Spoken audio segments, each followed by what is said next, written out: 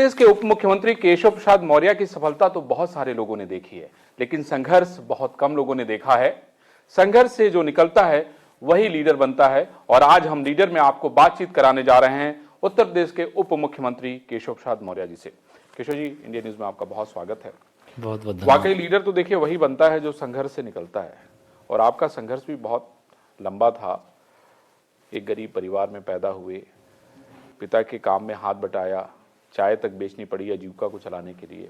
उसके बाद अपने मेहनत से पढ़ाई करके धीरे धीरे आगे बढ़े।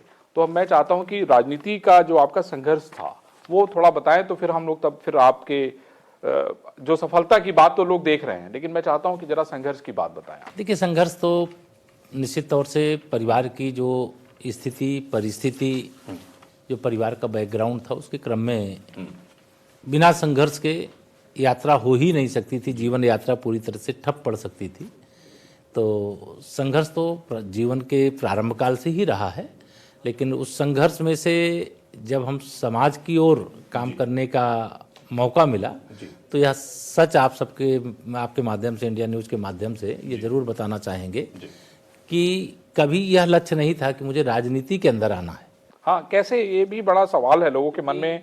ये रहता है कि आप तो राम के काम के लिए आपने अपने आप को समर्पित कर दिया था, लेकिन फिर राजनीति में आने का कैसे विचार हुआ? देखिए, सर्वप्रथम तो हम लोगों का जो पावर हाउस है, जिसे कह सकते हैं राष्ट्रीय स्वयंसेवक संघ, जी जी, हम स्वयंसेवक के नाते, शाखा के मुख्य शिक्षक के नाते, जो प्रेरणा आपको कैसे मिली संगठन का काम, संगठन में जाने की प्रेरणा, संगठन का काम करते करते, भारत माँ की सेवा करते करते ऐसी परिस्थितियां बनी जब श्री राम जन्मभूमि आंदोलन का प्रारंभ काल था।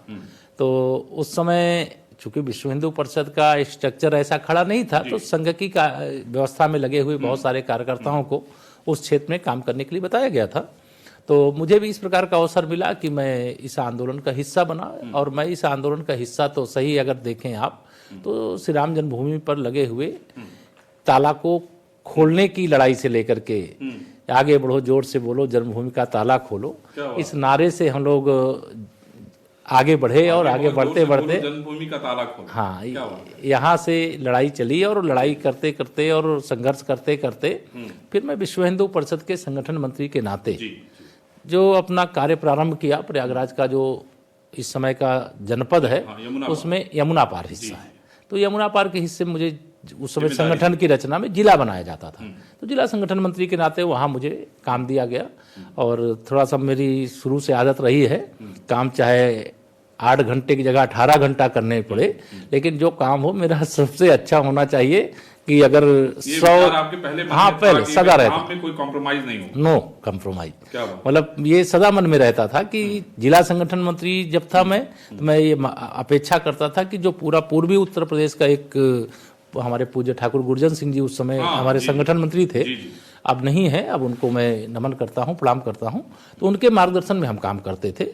तो उनके अंतर्गत जितने भी संगठन की दृष्टि से जिले थे, तो मेरी कोशिश रहती थी कि उन सारे जिलों में सबसे अच्छा काम मेरा हो। और इस बैठक में मेरी चर्चा होनी चाहिए कि केशव प्रसाद जो काम कर रहे हैं वो सबसे अच्छा कर रहे हैं। ऐसा मेरे मन में ऐसा एक भाव रहता था कि ऐसा, मतलब ये नहीं कि केवल मुझे देख करके करें, मेरे काम की तुलना करके करें। ये काम की तुलना की बात हो रही है, काम की तुलना की बात। तो फिर जिला संगठन मंत्री से फिर मैं सह विभाग संगठन मंत्री बना, सह विभाग संगठन मंत्री से विभाग संगठन मंत्री बना। लेकिन इस बात का मुझे गौरव है आपको बताते हुए, आपके माध्यम से बताते हुए, कि जब मैं जिला का संगठन मंत्री था तो जिले में मेरा काम सबसे अच्छा रहता था, इसकी प्रशंसा मुझे मिलती थी, मेरा उत्साह बढ़ता था। फिर जब मैं विभाग संगठन मंत्री बना तो पूरे देश के अंदर पूज्य अशोक सिंघल जी, जिनके नेतृत्व में एक तरह से श्री राम जन्मभूमि सहित अनेक लड़ाइयाँ, मतलब पूज्य अशोक जी को केवल लोग जानते हैं कि वह केवल श्री राम जन्मभूमि आंदोलन के सेनापति थे, अगुवा थे, लेकिन उसके अलावा भी उन्होंने बहुत क्षेत्रों में बहुत अच्छे अच्छे काम किए हैं। सामाजिक समरसता की दृष्टि से, वैदिक शिक्षा की दृष्टि से, गौवंश की रक्षा की दृष्टि से उन्होंने इतने काम किए हैं कि उनके बारे में जितना कहा जाएगा कम होगा। तो उनके मार्गदर्शन में काम करते रहे और श्री राम जन्मभूमि आंदोलन के एक मजबूत सिपाही के रूप में और उस आंदोलन का हिस्सा बनने का मुझे गौरव प्राप्त हुआ। और आज यह इसी समय मैं अपनी बात में जोड़ दूंगा कि मेरे ही जीवन काल में जब रामलला का वह भव्य मंदिर निर्माण का कार्य प्रारंभ हो गया है, तो शायद मैं समझता हूँ मुझे को ही नहीं, हर देशवासी को, हर राम भक्त को, हर इस मंदिर आंदोलन का हिस्सा रहे जो आप जीवित हैं और जो अब नहीं भी हैं, उन सब जो किसी लोक में होंगे जो रामकाज के लिए अपना जीवन मतलब खपाया है, तो भगवान का धाम उसे प्राप्त ही हुआ होगा। तो जो इस लोक में है, जो इस लोक में नहीं है, वह सब इस समय खुशी से झूम रहे हैं, तो मैं भी खुशी से झूम रहा हूँ। केशव जी, ये बताइए कि आपने तो अपने आप को विश्व हिंदू परिषद को समर्पित कर दिया था, आपको कैसे लगा कि लोगों ने फिर पिताजी ने शादी कर दी, फिर गृहस्थ बंधन में बांध दिया, कैसे ये सारा ग्रामीण क्षेत्रों में क्या होता है कि विशेष तौर से शादी विवाह के जो कार्यक्रम हैं, अब तो एक व्यवस्था, परिवार जागरूक हो गया, सभी लगभग परिवार में सभी शिक्षित हैं, लेकिन प्रारंभ काल में माता पिता ये सोचते थे छोटी खेती है, छोटी जोत है और शादी समय से हो जाए तो कम से कम अपनी परिवार चलाएंगे और ऐसी शादी हो जाए कि दोनों लोग मिल करके अपनी जीवन यात्रा को तो पिताजी ने चला सके। हाँ, पिताजी ने अपने समय में, माताजी पिताजी सब लोगों ने सहमति से, शादी तो मेरी 1986 में हो गई है। अच्छा। मतलब संगठन मंत्री के रूप में पूर्ण समय देने की जब शुरुआत हुई, उससे पहले ही शादी हो गई। इसीलिए आया कि भाई ये जो है आपने तो अपने आप को जो है एक कार्य के लिए निकालने का जैसे प्रयास शुरू किया, तो कैसे जो है पिताजी ने उन्होंने कहा कि नहीं, इसको पहले बंधन में बांध दो। हाँ, ये बंधन में बांधने की बात नहीं, कह लीजिए कि ग्रामीण परिवेश में इस प्रकार की एक परंपरा व्यवस्था ही रहती थी कि मतलब ये नहीं देखते, शायद मैं समझता हूँ उस समय 17-18 वर्ष की आयु रही होगी, उसी समय शादी हो गई। 18 साल की आयु में आपकी तो अब शादी हो गई, अब शादी हो गई तो फिर उसके बाद उसकी प्रक्रिया होती, शादी के बाद फिर गौना होता है, तो 2-3 साल उसमें जो होता है उसमें लगता है। लेकिन सामान्य से ढंग से जो मुझे ध्यान है, 1986 में मई के महीने में शादी हुई। हम लोगों को यह भी मालूम है कि जब बारात लेकर के गए तो तब तो 3 दिन की बारात होती थी, 1 दिन का बढ़ार होता था, तो हम लोग उस समय गर्मी के महीने में, तो वह भी समय बीतता रहा है। तो कहने का मेरे अभिप्राय ये है कि हाँ, लेकिन हम लोग चूंकि परिवार, आप जानते, मैंने बताया कि गरीब परिवार से हम भी थे, तो गरीब परिवार में शादी भी होती है, तो कोई संपन्न परिवार नहीं थे। लेकिन जो भी है, मैं ये आज मानता हूं कि आज सभी बड़ों के आशीर्वाद से आज ऐसी कोई कमी जीवन में नहीं है कि जो आवश्यक सुविधाएं हैं वो ना उपलब्ध हों। लेकिन गरीबी का भी जो सुख होता है वह सुख खरीदने से नहीं मिल सकता। बहुत ही बढ़िया, ये बहुत अच्छी बात की। केशव जी, आपके मन में हमेशा ये रहता है कि भाई कैसे जो है अपने काम में अव्वल रहें, और अब आप डिप्टी सीएम हैं, आपके पास पीडब्ल्यूडी विभाग है, उसके अलावा और भी विभाग हैं, तो इस समय आप अपने आप को कैसा महसूस कर रहे हैं? आपका जो डिपार्टमेंट है वो कैसा काम कर रहा है? मैं चाहता हूं जरा उसके बारे में भी हम लोग चर्चा करें। नहीं, देखिए, मैं आपको जैसा बताया कि मेरे जीवन में ये जरूर रहता है कि मतलब जब सारे लोग, एक टीम होती है, टीम मिलकर के काम करती है, तो उस टीम के अंदर ये होता है कि उस टीम के हम भी सदस्य हैं, तो हम अपना काम कुछ अलग से अच्छा से करके दिखाएं, जिससे हमारे नेतृत्व की भी नजर हो, चुकी आज राजनीति के अंदर हैं, तो यह भी मन में भाव रहता है। और दूसरा यह भी भाव, राजनीति के अंदर राजनीति ना हो, राजनीति के अंदर राजनीति की बात तो मैं नहीं कह सकता, लेकिन राजनीति के अंदर अगर आज अवसर दिया गया है तो ऐसा काम करके दें कि जिससे नेतृत्व को ये ना लगे कि अगर केशव जी को हमने ये काम दिया है तो केशव जी इस काम को सफलतापूर्वक संपन्न नहीं कर सकते। केशव जी, आपके आने के बाद आपने 2-3 चीजें शुरू की जिसका मैं नाम जरूर उल्लेख करना चाहूंगा। एक तो ई टेंडरिंग। पहले होता था कि भाई अपना ठेकेदार है तो उसको ठेका आपने दे दिया, उसके बाद जैसे भी प्रक्रिया है वो आप समझते होंगे। उसके अलावा सड़क पे सड़क पे सड़क पे सड़क पे सड़क बनती जा रही थी, और वो उसकी हालत हो जाती थी कि गांव में पता चला पानी भर गया। ये 2 व्यवस्थाएं आपने आने के साथ। हाँ, नहीं, हम चूंकि गांव के रहने वाले हैं और गांव पहले था, अब नगर पंचायत है हमारी जो जन्मभूमि का स्थान है, तो हम इन व्यवस्थाओं को समझते थे। तो हमने विभाग के लोगों के साथ चर्चा किया, भाई देखो यार, हमारे घर के, हमारे गांव के, हमारे बाजार के अंदर जो सड़क बनी है वो तो इतनी ऊंची बन गई, जिनका मकान पहले से बना है उनका मकान नीचे हो गया, जब वर्षा होती तो उनके घर में पानी चला जाता है। ये तो गलत बात है, इसका कोई रास्ता निकालो। क्या रास्ता हो सकता? मैं इंजीनियर नहीं हूं, आप लोग इंजीनियर हो, मुझे बताओ। तो उसमें तमाम बहुत चिंतन मंथन के बाद एक व्यवस्था निकली रिसाइकलिंग की। जैसे कोई सड़क बनी है मेरे जहां हम बैठे हैं सात कालीदास पे, तो यहाँ पर भी बाहर सड़क बनी है। अगर सड़क के ऊपर बनाते जाओ तो बाद में ये नीचे बन जाए, बिल्डिंग ही नीचे हो जाएगी और सड़क आसमान में बिल्डिंग के ऊपर हो जाएगी। यही हो रहा था। तो उस सड़क की खुदाई करना, उसके अंदर जो गिट्टी वगैरह रहती है, जो उसको फिर से रिसाइकलिंग करके और उसका फिर से सड़क के लिए उपयोग करना, ये काम शुरू करने से जहां हमें 1000 करोड़ से अधिक की एक वित्तीय वर्ष में बचत हुई, वहीं दूसरी ओर हमने पर्यावरण की दृष्टि से बड़ा योगदान, मतलब एक तरह से प्रदेश और देश के लिए 31,000 घन मीटर ये जो है आपने जो है सड़क जो है पर्यावरण मित्र के रूप में जो है, और 1246 करोड़ रुपए भी बचा लिए। जी हाँ, आदमी एक एक रुपए के लिए इसमें लड़ रहा है। निश्चित तौर से देखिए, इसमें कुछ हमने नहीं किया, इसमें केवल हमने अपने ही उन्हीं इंजीनियरों से चर्चा की और चर्चा करके हमने कहा व्यवस्था निकालो भाई, ये समस्या का समाधान का है कि इंजीनियर हुआ, और कार्बन उत्सर्जन भी रोकने का काम हुआ। जो हम पहाड़ को काटते तोड़ते उसके कारण जो प्रदूषण होता उसकी भी बचत किया, और जब उसका उपयोग नहीं करना पड़ा तो उससे पैसे की भी बचत हुई। तो सब प्रकार से राज्य के और राज्य की जनता के वर्तमान और आने वाली पीढ़ी सबके हित में। केशव जी, ये बताइए कि अब लगभग 4 साल होने जा रहे हैं, 2022 में अब आप लोग चुनाव में जाएंगे, तो चुनाव में आप लोग क्या लगता है कि क्या मतलब, एक तो विकास का काम लगातार लोग देख रहे हैं, लेकिन उसके अलावा भी बहुत सारी बातें हो रही हैं। आप देखिए अभी हाल में आपने वेब सीरीज को लेकर देखा कि किस तरह से हिंदू संस्कृति को जो है वो बदनाम करने की कोशिश की जा रही है, कैसे लोग इसमें शामिल हैं। देखिए, निश्चित तौर से इस प्रकार की चीजें जो भी कर रहे हैं मैं उनकी घोर भर्त्सना करता हूं, और उत्तर प्रदेश के अंदर कार्रवाई भी हो रही, देश के अंदर लोगों में गुस्सा है, और वेब सीरीज जो बनाने वाले लोग हैं उनके लिए भी एक अलग से जरूरत है। जिस प्रकार से हम सेंसर बोर्ड बनाए हुए हैं कि कोई फिल्म अगर आएगी बाजार में तो उस फिल्म को बाजार में आने से पहले सेंसर बोर्ड उसको देखेगा, लेकिन वेब सीरीज के लिए कोई सेंसर बोर्ड नहीं बना हुआ है। निश्चित तौर से सरकार ने भी इसको देखा है, पूरे देश के अंदर इसका विरोध भी देखा है, तो अब वेब सीरीज पर भी नियंत्रण करने के लिए सेंसर बोर्ड की आवश्यकता है।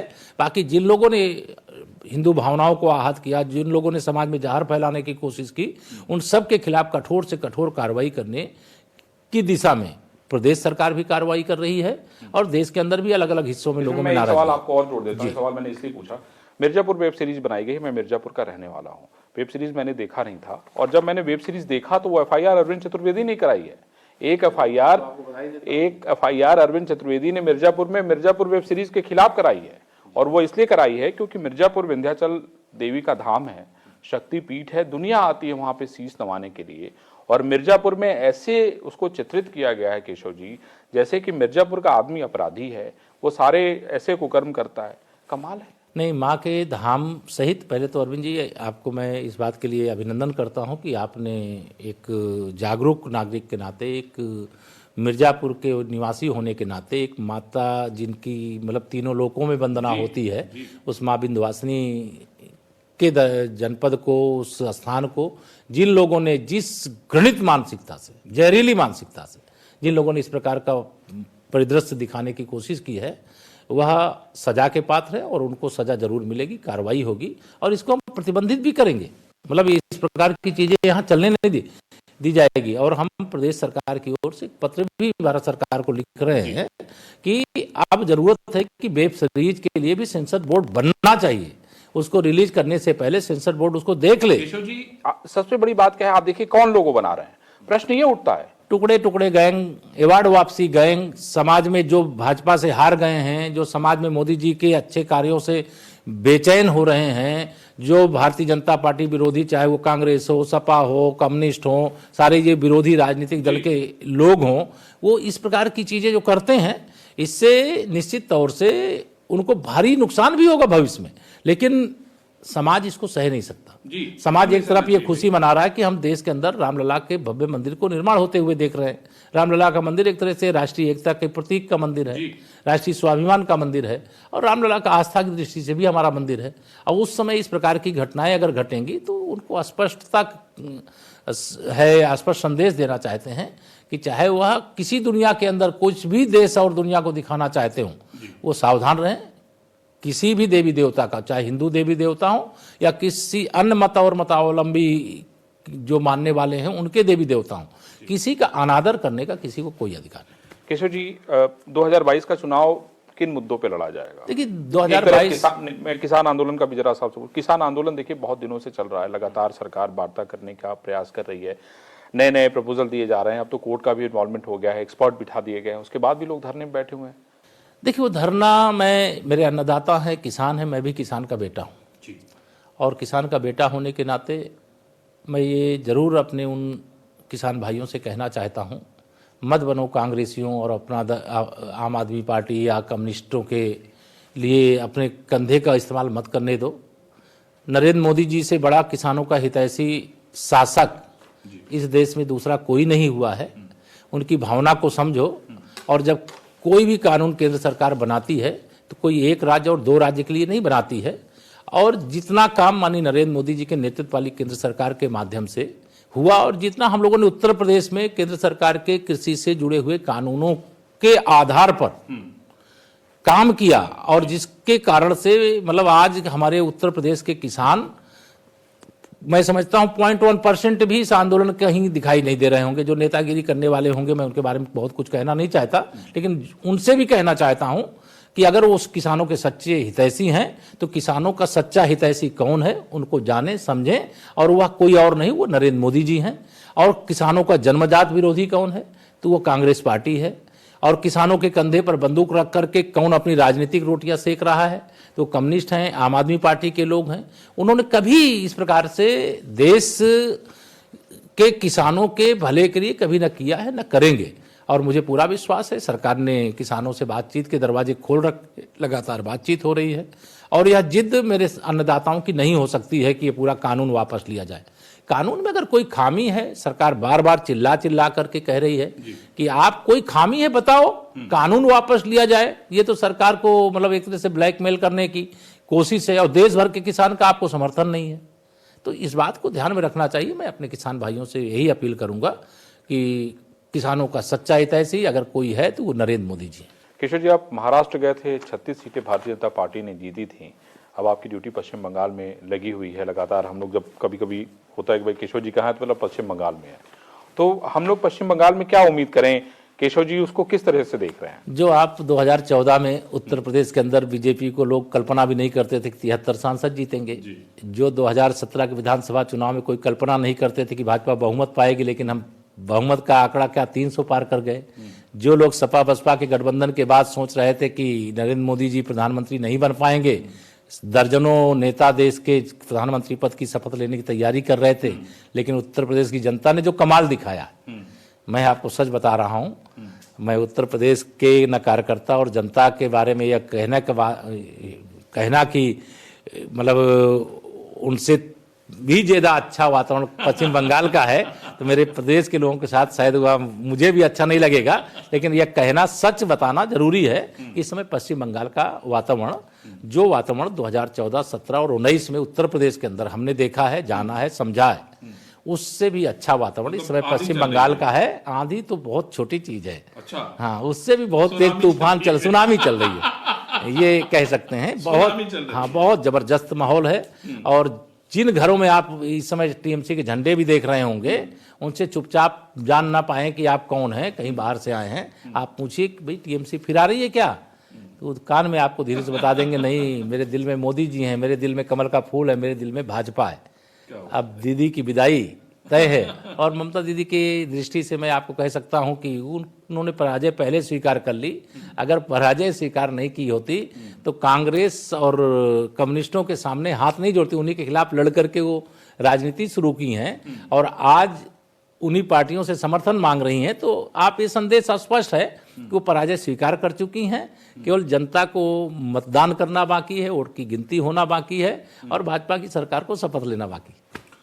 अच्छा केशव जी, एक मेरे मन में आजकल सवाल एक ये भी आया कि उत्तर प्रदेश की राजनीति क्या कुछ बदल रही है, क्या कुछ बदलाव दिखाई पड़ रहा है? नहीं, राजनीति में बदलाव तो ऐसा कुछ नहीं दिखाई दे रहा है, लेकिन हाँ, भारतीय जनता पार्टी की ताकत निरंतर उत्तर प्रदेश की राजनीति के अंदर बढ़ रही है, सदन के अंदर बढ़ रही है, समाज के बीच में बढ़ रही है, तो हमारी ताकत बढ़ रही है। अच्छा, और ए.के. शर्मा जी को ले आया गया यहाँ से आईएएस अफसर होने के बाद, इस्तीफा दिला के, और उसके बाद जैसे मैं ये कहता हूं कि श्री ए.के. शर्मा जी के बारे में, चूंकि माननीय प्रधानमंत्री जी के साथ जब वो मुख्यमंत्री थे तब भी उन्होंने काम किया था, अब प्रधानमंत्री जी के रूप में जब देश की सेवा कर रहे हैं तब भी उन्होंने काम किया, और वह एक बहुत अनुभवी नेता है, और पूरा देश चाहता है कि भारतीय जनता पार्टी ने, अभी तो नेता नहीं, तो अफसर थे वो, पूरा देश चाहता है, कहते हैं कि गुजरात मॉडल का मतलब क्या होता है, विकास मॉडल। रोजगार मॉडल, सुशासन राम राज्य मॉडल। तो यह जो परिस्थिति है, तो उनके जो बहुत अच्छे अनुभव हैं, वह मैं मानता हूं कि माननीय प्रधानमंत्री जी ने बहुत सोच समझ करके उत्तर प्रदेश के विकास को ध्यान में रख करके, उत्तर प्रदेश में रोजगार को ध्यान में रख करके, उत्तर प्रदेश में और भी सुशासन है और भी अच्छे शासन जिसमें जनता को एकदम स्पष्ट और जुड़ाव महसूस हो जाए, इस प्रकार की व्यवस्था के निर्माण के लिए एक बहुत अनुभवी व्यक्ति को उत्तर प्रदेश में भेजा है। भारतीय जनता पार्टी ने उन्हें प्रत्याशी बनाया। वो विधान परिषद के निर्विरोध सदस्य निर्वाचित हो ही गए हैं, प्रमाण पत्र मिलना बाकी है। मैं अरविंद शर्मा जी सहित अपने प्रदेश अध्यक्ष जी, अपने डिप्टी सीएम दिनेश शर्मा जी और अपने सभी 10 जो विधान परिषद में चुन करके जाने वाले सदस्य, सबको बधाई देता हूं इंडिया न्यूज के माध्यम से एडवांस में, क्योंकि वह सब निर्वाचित होने की सारी प्रक्रिया पूरी हो गई है। और अरविंद शर्मा जी का हमें उत्तर प्रदेश में निश्चित तौर से अनुभवों का लाभ मिलेगा। केशव जी, आखिरी सवाल 2022 का चुनाव बहुत नजदीक है, किस तरह से देखते हैं आप उसको? मैं देखता हूं कि 100 में 60 हमारा है, बाकी में बंटवारा है और बंटवारे में भी हमारा है। क्या बात? इस समय 60% वोट भाजपा का है और 40% में सारा विपक्ष बटा हुआ है। वो सारे एक हो जाएंगे तब भी वहीं रहेंगे जहां हैं 40%, और उस 40% में भी बहुत जगह हमारा है। मतलब ये नहीं है कि उसको पूरा उनका थोक भाव में 40% उनका है। तो भारतीय जनता पार्टी ने जो जनता की सेवा की है केंद्र सरकार में माननीय नरेंद्र मोदी जी के नेतृत्व वाली सरकार के माध्यम से, प्रदेश में आदरणीय योगी जी के नेतृत्व में जो हमारी सरकार ने काम किया है, सेवा किया है, विकास किया है, सुशासन दिया है, गुंडे अपराधियों पर नकेल लगाने का काम किया है, उसका प्रतिफल यहाँ की जनता लगातार हमें दे रही है और 2022 में भी देगी। और उत्तर प्रदेश अब पीछे मुड़ करके देखने वाला नहीं है। जब कमल खिल गया, माता लक्ष्मी जी की कृपा उत्तर प्रदेश में हो गई और विकास स्पष्ट दिखाई दे रहा है, और यह विकास की यात्रा और तीव्र गति से चलती रहे, तो यह और तीव्र गति से चले, यह रुकने वाली नहीं है। मैं भगवान को प्रणाम करके और जनता, उत्तर प्रदेश की जनता को प्रणाम करके, आप सबके चैनल, आपके चैनल के माध्यम से मैं पूरे प्रदेशवासियों से क्षमा, अहंकार बस नहीं कह रहा हूं, लेकिन मुझे पूरा विश्वास है कि अभी 25 वर्ष तक लखनऊ और दिल्ली में भारतीय जनता पार्टी के मुकाबले में कोई है। राजनीति के सफलता में अर्धांगिनी का भी उतना ही हाथ होता है जितना कि केशव जी ने जब राजनीति की सफलता का स्वाद चखा, मैं समझता हूं कि उनकी पत्नी का भी उसमें बहुत बड़ा योगदान है, और इसी कारण से इंडिया न्यूज जो है इस कार्यक्रम में उनको भी शामिल कर रहा है। पहले तो आपको नमस्कार। इंडिया न्यूज के कार्यक्रम में जो है, जो लीडर का कार्यक्रम है, उसमें आपका बहुत स्वागत है। मैं केशव जी से ये पूछ रहा था कि केशव जी, आप तो राजनीति में रमे हुए थे, तो मैडम के पास बहुत सारी जिम्मेदारी थी, बच्चों की जिम्मेदारी थी, परिवार की जिम्मेदारी थी और खेत खलिहान की जिम्मेदारी थी, तो कैसे करती थी आप ये सारा कुछ? राजनीति में केशव जी थे, उन्होंने विश्व हिंदू परिषद का काम करना शुरू किया और आपको तरह तरह की बातें रोज बताते ही होंगे, तो कैसे किया है सब आपने? आपका क्या इनकी राजनीति को लेकर क्या विचार है? पहले तो जब शादी वादी होती है तो लोग कहते हैं कि लड़का तो नौकरी करता तो बड़ा अच्छा रहता है ना, आपने कभी सोचा नहीं? नहीं, कभी हमारे मन में नहीं आया। तो आपके मन में क्या था? मतलब केशव जी जो करते थे, शादी हो गई, संगठन में निकल गए, पहले बाबूजी के साथ रहते थे, फिर उसके बाद संगठन में निकल गए, माता पिता रहते थे, बड़े भैया भाभी रहते थे, साथ में रहते थे, तो उनके सहयोग से सब कुछ चलता रहा। सब कुछ चलता रहा। तो आपने केशव जी को कहा नहीं कि नौकरी वोकरी करी है? नहीं, हमने कभी नहीं सोचा। अच्छा, उसके बाद राजनीति की यात्रा धीरे धीरे आगे बढ़ती रही, तो ये आपको कभी कहीं घुमाने उमाने ले गए कि नहीं ले गए, या पूरी जिंदगी ऐसे ही इन्होंने कटवा दी? उतनी समय तो कहीं नहीं गए हमने। कब गई आप? आपको कुछ याद है? माता पिता रहते थे, हम एक साथ जाते थे, कभी मायके से चले जाते थे, कभी बड़े भाभी और भैया के साथ चले जाते थे। तो मैम, आपको क्या, जब जैसे आप चुनाव लड़े, पहला जब चुनाव 2012 में लड़े, तो कैसे आप कन्विंसिंग वगैरह के लिए भी जाती थी, लोगों को वोट मांगने जाती थी? जाते थे, पहले ये निकलने लगे, फिर उसके बाद हमारा भी मन किया कि निकला जा सकता है। अच्छा। एक लोग का गांव से लगा दिए किसी को, हाँ। पहचानते नहीं थे उनको। हाँ। फिर पहले हमने देखना शुरू किया। हाँ। गाड़ी से आगे वो उतरते थे, हम अपन चुप्पे खड़े रहते थे। हाँ। फिर उसके बाद जब वो समझाना शुरू किए, हाँ। तो कुछ ऐसा हुआ कि हैंड बैग देते थे तो बच्चे चीट डाले, कुछ सोचकर मतलब में नहीं महिलाएं समझती। अच्छा। तो जब 2-4 घर में ऐसे देखे तो हाँ। हमको लगता था कि देखिए कितना सहयोग हमरे रखते हैं। हाँ। और उसके बाद सामने अगर कोई फाड़ करके फेंक दे तो फिर अपने को कष्ट होता था। तब हम फिर समझाना शुरू किए। अरे वाह। हमने कहे जो आप थोड़ा इसका मतलब नहीं समझते हैं, इसका मतलब समझिए कि ये एक वोट का मतलब भी बहुत है, एक वोट का मतलब कुछ भी नहीं है। अब आप उससे कोई जबरदस्ती नहीं है, जिसको आप चाहें उसको वोट दीजिए, खुल करके हमने बता देते थे। क्या बात है। मतलब कि जिसको चाहे उसको। तो आपने वो कन्विंस भी किया उन लोगों को, जब आपने देखा कि नहीं आपके सामने उन्होंने फाड़ा तो आपने उनको बताया कि भाई जिसको मन उसको दीजिए, लेकिन ये है कि ये जो हैंड बिल है अपनी वोट खराब मत कीजिए। अब वोट जो बहुत लोग बोल देते थे कि हम किसी को नहीं देंगे। हाँ। तो हमने कहे नहीं दे, हम बोल दे खुल करके बोलते थे नहीं देंगे तो आप क्या करेंगे उसको। बहुत बढ़िया। मतलब गहने तो धरेंगे नहीं, ऐसे कोई कुछ मिलेगा तो आपको है नहीं। जिसको दीजिए, जिसको चाहिए कि कुछ उसको आपको मिले। जी जी केशव जी, देखिए अंदर की बात आपको पता नहीं रही होगी, है ना? ये बात आपने कभी केशव जी को नहीं बताई? चर्चा होती। अच्छा। और बहुत लोग ऐसे रहे, जब सामने की तरफ जाओ तो दरवाजा बंद करके पहले देखती रहे, फिर अंदर चली जाए।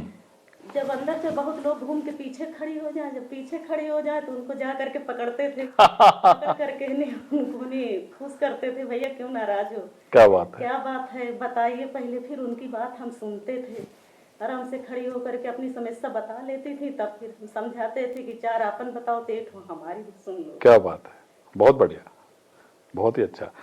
अच्छा मुझे ये बताइए कि जब केशव जी चुनाव जीत गए, बहुत बड़े अंतर से जीते और पहली बार भारतीय जनता पार्टी ने वो सीट जीती, उस समय कैसा अनुभव था? क्योंकि वो बड़े संघर्ष के बाद जीते थे, इसके पहले चुनाव वो 2 हार चुके थे। हाँ सिराथू वाला पूछ रहा हूँ मैं। सिराथू वाला हाँ तो अलग है। जब क्षेत्र में वही सब निकलने लगो तो वहाँ ऑटोमेटिक पता हो जाता है, जिस गांव में निकलो छोटे नन बच्चे से मतलब साथ में लग जाते हैं। और जब 2-4 घर जाओ तो ऑटोमेटिक पता चल जाता है कि टपनी। और जो वहाँ पे नाराज लोग रहते थे समझा दो तो सब फिर अपनी तरफ हो जाते थे। बहुत बढ़िया। और उसके बाद फिर केशव जी फिर लोकसभा के सांसद बन गए, सांसद बनने के बाद दिल्ली चले गए। तो ये यात्रा आप कैसे देखती हैं केशव जी की? और उसमें आप भी उतने ही बराबर की भागीदार हैं, उनके संघर्ष की भागीदार हैं, इसीलिए मैंने आपसे बात करने का मेरा मन हुआ। सब मालिक भागीदार है, सब भगवती करती हैं, वही भागीदार। और उसके बाद जब दिल्ली से बुला के इनको दोबारा जो है यहाँ पे जिम्मेदारी दी गई, प्रदेश अध्यक्ष के रूप में आपने काम किया और आपकी सरकार बनी, उसमें भी हम परमेश्वर का ही हाथ है हमारे ऊपर।